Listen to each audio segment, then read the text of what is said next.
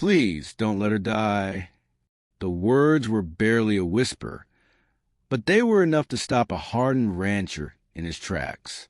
Thomas Reed had seen hardship before, droughts, death, men begging for work and mercy. But nothing had ever sounded like that. He pulled his horse to a sudden halt, at the edge of the dusty trail, beneath a crooked cottonwood tree. Sat a woman barely clinging to life. Her dress was torn, her face pale, her hands shaking as she held a small child tightly against her chest. The child wasn't moving. For a moment, Thomas didn't move either. Something about the scene felt wrong, too quiet, too final. Then the woman lifted her head. Her eyes met his, and in them was a desperation so deep it didn't ask for help, it begged for a miracle. "Please," she whispered again, her voice cracking like dry earth. Save her. That was all it took. Thomas jumped down from his horse and rushed toward them. As he knelt, the heat from the child's body hit his hands like fire. "Fever," he muttered, jaw tightening. The girl's breathing was weak, too weak. Thomas had no time to think, no time to question. He had lived alone for years, far from trouble, far from people. But something in that moment refused to let him walk away. "Hey," he said, his voice firm but low. "Stay with me, little one." The woman's grip on the child loosened slightly, as if her strength was finally giving out. "My name, Eliza," she struggled to say. "She's Lily." Thomas nodded once. "All right, Eliza," he said, lifting the girl carefully into his arms. "Lily's not dying today." Tears slipped down Eliza's face, not loud, not dramatic, just quiet relief. "But I can't," she began. "You don't have to," Thomas cut in. For the first time in a long while, the lonely rancher made a choice that would rewrite his fate. He turned toward his horse, the fading sun behind him, and said one thing: "We ride. Now!" The horse thundered across the open land, each gallop echoing like a race against death itself. Thomas held Lily tightly against his chest, one arm steadying her fragile body while the other gripped the reins. He could feel the heat of her fever through the thin fabric, too hot, too dangerous. Behind him, Eliza clung weakly to the saddle, her strength fading with every passing second. "Stay awake," Thomas called over his shoulder. "Both of you. You hear me?" Eliza tried to respond, but her voice barely came out. "I'm trying." The ranch was still miles away. Thomas cursed under his breath. He had made this ride countless times before, but never like this, never with a life slipping through his hands. He looked down at Lily. Her small face was pale, her lips dry, her breathing uneven. "Come on, kid," he muttered. "Don't give up on me now." The wind grew colder as night began to fall, wrapping around them like a warning. The sky darkened fast, swallowing the last light of hope. Then, a faint cough. Thomas felt it. His heart jumped. "That's it," he said quickly. "That's good. Keep fighting." Behind him, Eliza let out a broken sob. "She's still here, she's still here." "Yes," Thomas said firmly, "and she's staying that way." At last, the outline of his ranch appeared in the distance, a lonely cabin surrounded by endless land. To most, it looked empty, lifeless. But tonight, it was their only chance. As soon as they reached it, Thomas leapt down, not wasting a second. He kicked the door open and rushed inside, laying Lily gently on the worn wooden bed. "Water," he ordered. Eliza stumbled in, nearly collapsing as she grabbed a bucket. Her hand shook so badly she almost dropped it. Thomas soaked a cloth and placed it on Lily's forehead, his movements quick but careful. "Stay with me," he whispered again. Minutes passed like hours. The room was silent, heavy waiting. Then suddenly, Lily's small fingers twitched. Thomas froze. Eliza gasped, stepping closer. "Did you see that?" He nodded slowly, hope flickering in his tired eyes for the first time. "She's not done yet," he said quietly. And in that small, dimly lit cabin, something began to change. The night stretched long and unforgiving. A single lantern flickered in the corner of the cabin, casting restless shadows on the wooden walls. Outside, the wind rattled against the windows, but inside, the real battle was just beginning. Lily's fever hadn't broken. Thomas sat beside the bed, sleeves rolled up, his rough hand surprisingly gentle as he replaced the damp cloth on her forehead again and again. Each time it warmed too quickly. Too quickly. "She's getting worse," Eliza whispered, her voice trembling as she stood nearby, barely able to keep herself upright. Thomas didn't respond immediately. His jaw was tight, his eyes fixed on the child. "I've seen this before," he finally said. "Fever like this, it doesn't wait." Eliza's breath caught. "Then what do we do?" Thomas stood suddenly, grabbing his coat. "There's a doctor in Mill Creek," he said. "It's a long ride, but it's the only chance she has." Eliza's eyes widened. "At this hour? You won't make it back in time." "I don't need to," he interrupted firmly. "I just need to bring him here." A heavy silence filled the room. "You can't leave," Eliza said, panic rising in her voice. What if something happens while you're gone?" Thomas looked at Lily, then back at Eliza. "Then you don't let it happen." The words weren't harsh, but they carried weight. Eliza swallowed hard, nodding slowly despite the fear in her chest. "I'll try," she said. Thomas stepped closer, his voice lower now. "No, you'll do more than try. You've kept her alive this long. Don't stop now." For a moment, their eyes met, and something unspoken passed between them. "Trust." Thomas turned without another word and stepped out into the cold darkness. Within seconds, the sound of galloping hooves faded into the night, and then there was silence. Eliza turned back to Lily, her heart pounding. She knelt beside the bed, taking her daughter's small hand into hers. "Hey, my brave girl," she whispered softly, brushing her fingers against Lily's cheek. "You hear me? You're not alone anymore, okay?" No response, only shallow breathing. Tears filled Eliza's eyes, but she forced herself to stay strong.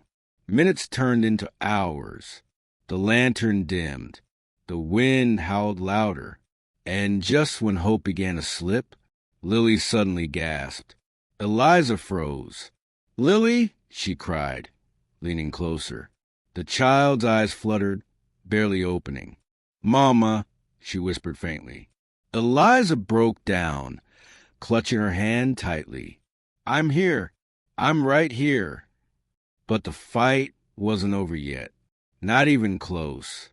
The storm came without warning. By midnight, the wind had turned violent, slamming against the cabin like it wanted to tear it apart. The lantern flickered wildly, threatening to die at any moment, just like the fragile hope inside that room. Eliza held Lily close, wrapping blankets tightly around her trembling body. "Stay with me. Please stay with me," she whispered, her voice breaking with every word. Lily's breathing had grown uneven again. The brief moment of consciousness was gone, and Thomas was still not back. Eliza's fear began to rise like the storm outside. What if he couldn't make it? What if something had happened on the road? What if help was never coming? "No!" She shook her head, forcing the thoughts away. "He said he'd come back. He will." But doubt crept in anyway. The door rattled violently as the wind howled louder. Eliza looked around the cabin, this unfamiliar place that had somehow become their only refuge. Hours ago, she had been alone in the world, abandoned, hopeless. And now, a stranger was risking his life for her child. Why? She didn't understand it, but she clung to it. Suddenly, Lily's body jerked. Eliza gasped. Lily, the child's small frame trembled in her arms, her fever spiking again. Her skin burned like fire, and her breathing became sharp and uneven. Panic took over. No, no, no, not now. Eliza cried, tears streaming down her face. Please, God, not now. She looked toward the door as if willing it to open. Thomas, please. But there was nothing, only the storm. Eliza took a deep, shaky breath and steadied herself. She gently laid Lily back on the bed and grabbed the cloth, dipping it into the now cold water. Listen to me, she whispered, her voice suddenly stronger despite the tears. You are not leaving me. Do you hear me? You fought too hard, we both have. She pressed the cloth against Lily's forehead again and again, refusing to stop. Minutes passed. Then a loud bang echoed outside. Eliza froze. Another bang. Her heart raced. Was it the storm or something else? Then the door burst open. Cold wind rushed in, and in the doorway stood Thomas, soaked, breathless, and not alone. Behind him, an older man clutched a medical bag tightly. I found him, Thomas said, his voice rough but determined. Eliza's knees nearly gave out in relief. The doctor stepped forward immediately.